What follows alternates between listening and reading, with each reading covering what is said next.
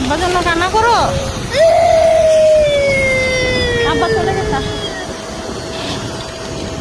Hello, আজকের ব্লগটি হবে কান্নাকাটির ব্লগ। আমার হাজবেন্ড বাংলাদেশে গিয়েছে, এটা অনেকেই জানো যারা আমার রেগুলার ব্লগ দেখো। তো আমার ছেলে কান্না করতে করতে শেষ। আমার হাজবেন্ড বাংলাদেশে গেছে কেন, ও কেন যাবে ওরে রেখে, এই নিয়ে কান্নাকাটি। তো চলো আমার হাজবেন্ড বাংলাদেশে গেল, কিভাবে গেল, কি আসল বিষয় সব কিছুই জানতে পারবা এই ব্লগে। সবাই আমাকে একটা লাইক দিয়ে অবশ্যই তোমরা ব্লগটি শুরু করে ফেলো। আর হচ্ছে যাদেরকে ভালো লাগবে, নতুন যারা এসেছো, অবশ্যই তোমরা আমাকে সাবস্ক্রাইব করে দিয়ে যাবা। আমি আর এখন থেকে বলবো না।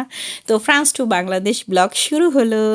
তো আমার হাজব্যান্ড বাংলাদেশে গিয়েছে একটা ইমার্জেন্সিতে। আমার শাশুড়ির শরীর ভালো না, তার জন্য সে গিয়েছে।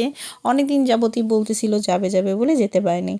তো যারা আমার চ্যানেল নতুন তাদের জন্য বলতেছি, আমি সুমাইয়া সুমু, ফ্রান্স ব্লগার সুমু থেকে। আমি ফ্রান্সে থাকি এবং আমি আমার লাইফের এক্সপিরিয়েন্স শেয়ার করি। তো সকালটা শুরু হয়েছিল এই রকম, সে সকাল সকাল গিয়েছে। তো এই তো লাকেজ টাকেজ গুছিয়ে নিয়ে গিয়ে আর কি আমরা সবাই বের হয়েছি তাকে বিদায় দেওয়ার জন্য। আমরা এখানেই আছি, যেহেতু আমার বাচ্চাদের স্কুল চলতেছে, এখনও ছুটি দেয় নেই, তার জন্য আমরা যেতে পারিনি। সমস্যা নেই, আমরাও যাব, আল্লাহ যদি আমাদেরকে হায়াত দান করেন। তো আমরাই তো আমার হাজব্যান্ডকে উবারে উঠাই দিয়ে আমরা আসলে বাচ্চাদেরকে স্কুলে দিয়ে তারপর আমি চলে যাব ছোট বেবিকে নিয়ে বাসায়। আর আমার ছেলের অবস্থা দেখো, কান্না করতে করতে শেষ ওর বাবার জন্য। তো সে আমার হাজব্যান্ড এই তো চলে যাচ্ছে আর কি। এটা হচ্ছে সেই রাস্তার দৃশ্য। সে যাওয়ার সময় এরকম রাস্তা ছিল আর কি, এয়ারপোর্টের আশেপাশে ধুধু মাঠ, শুধু মাঠ আর মাঠ। তারপরে এই অবস্থা। তারপরে আমার হাজব্যান্ড আর কি বাসা থেকে বের হয়ে গিয়েছিল 12টার সময়। হ্যাঁ, 12টার সময় বের হয়ে গেছিলো। ওর 2টা বাজে ফ্লাইট ছিল। তো ও 2 ঘন্টা আগেই গেছে, বেশি আগে যায়নি, যেহেতু বাচ্চাদের রেখে যাইতেছে। দেখলেই তো কেমন কান্নাকাটি অবস্থা। তো আমার শাশুড়ি আল্লাহর রহমতে এখন অনেক ভালো আছে, আলহামদুলিল্লাহ। আল্লাহ ভালো রাখুন ওনাকে। তো ওনার এই যে দেখো এয়ারপোর্টের কাছেই যাচ্ছে সে। তো ওনার আসলে শরীরটা একটু মাঝে মাঝে খারাপ হয়েছে পরে, তখন আমরা তো সবাই যেতে পারবো না, আর মন খারাপ লাগে অনেক ওর বাবার। তো এই জন্য সে ভাবছে যে গিয়ে ঘুরে দেখে আসুক। আর এই যে এয়ারপোর্টের ভিতরে ডিউটি ফ্রি, সে ইমিগ্রেশন সব কিছু পাস করে তারপরে এই যে ডিউটি ফ্রির ওই সে গেছে। তো এখানে সে ওয়েট করতেছিল কখন আর কি তার গেট লাগবে, তখন আর কি সে যাবে। তো ডিউটি ফ্রি সবগুলো সে ভিডিও করেছে। এখানে দেখো কত বড় বড় ব্র্যান্ডের। ডিউটি ফ্রিতে আসলে যত মন চায় তত শপিং করা যায়। এইখানে কোনো বাধ্যবাধকতা নাই যে তোমার এত কেজির বেশি তুমি নিতে পারবে না, যত মন চায় ততই করা যায়। তো তারপরে এই অবস্থা, সে গেছে আলহামদুলিল্লাহ, সুন্দর মতো পৌঁছায় গেছে। আসলে এগুলো একটা খুবই দুঃখের বিষয়। মানে কাছের মানুষ, বাংলাদেশে তো যা এমনি আমরা এখানে একা থাকি, একমাত্র হাজব্যান্ড আর আমি আমার বাচ্চাদের জন্য। এর মধ্যে আবার যদি বাবাই না থাকে তখন কেমন লাগে না? বাচ্চারা তো আসলে মানে অবস্থা খারাপ হয়ে গেছে, আমার মেন্টাল হয়ে গেছি আমি ওদেরকে টেক কেয়ার করতে করতে। তারপরে এই তো আমার হাজব্যান্ড আসলে 2টা আমাদের এইখান থেকে ফ্রান্স থেকে যেতে অনেক সময় লাগে, প্রায় 2-3 ঘন্টা সময় লাগে হচ্ছে ইসে যেতে, মনে হয় 2-3 ঘন্টা, 6-7 ঘন্টা লাগে হচ্ছে মিডল ইস্টের কোনো একটা দেশে যেতে।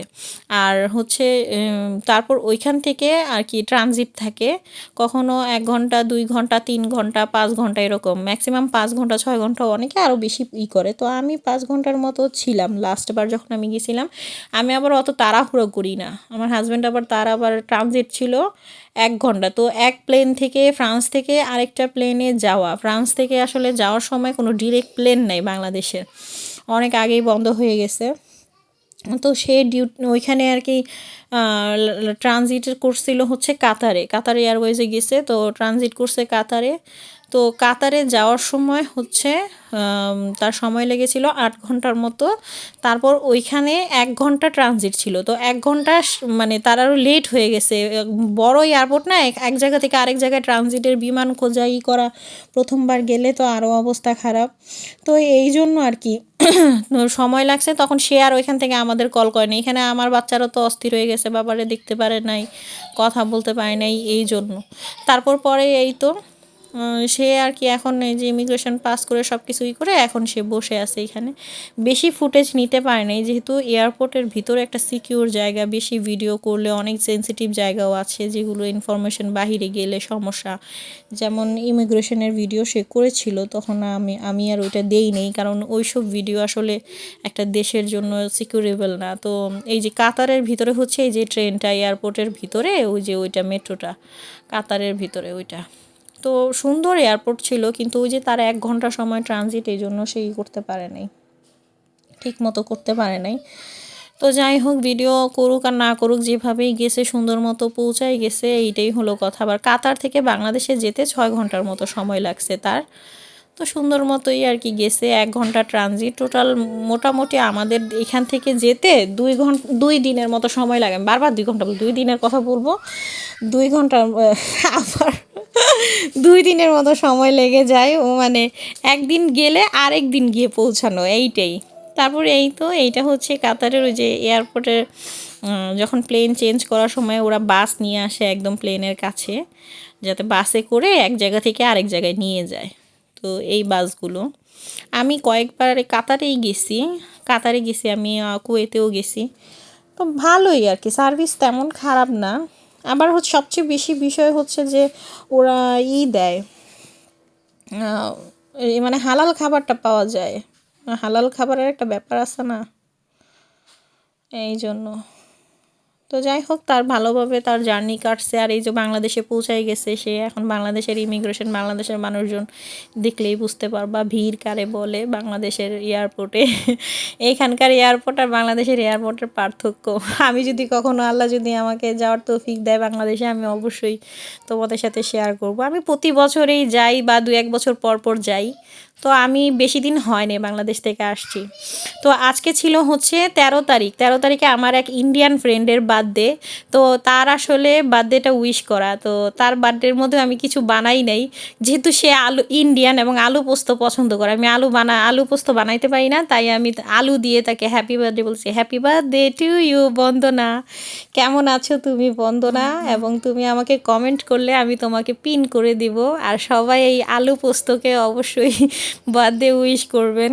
আর ও আমার বান্ধবী, ইন্ডিয়ায় থাকে, কলকাতায়। সবাই ওকে উইশ করার জন্য আমি রিকোয়েস্ট করব। তাহলে আজকের মতো এইখানেই, আমি ভিডিওটা বেশি বড় করব না।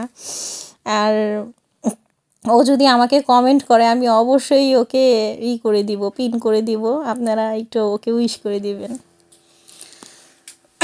তো আলু পোস্ত যদি কমেন্ট করো তাহলে অবশ্যই তুমি। তো আজকের ব্লগটা আসলে খুব বেশি বড় করতেছি না, এই পর্যন্তই। সবাই ভালো থাকো, চা বাই, আল্লাহ হাফেজ।